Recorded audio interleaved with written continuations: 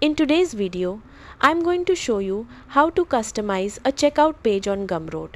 First, open the Gumroad website in your browser and log in to your account. After signing in, click on the dashboard button at the top right corner. Now, go to the product section from the left sidebar and open the product you want to customize.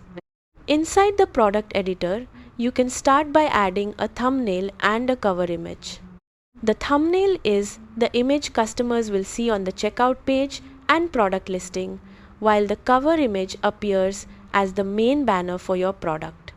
Upload high-quality images to make your checkout page look more professional and attractive. Next, edit the product title, description, pricing, and additional details so buyers clearly understand what they are purchasing. After that, go to the content section.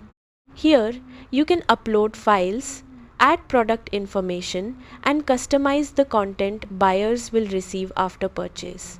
Now open the checkout or checkout form section. From here, you can customize additional checkout options like adding custom fields, collecting shipping information, asking customer questions, enabling tips, recommending other products, or applying discounts. You can also preview the checkout page to see exactly how it will look for customers before publishing it.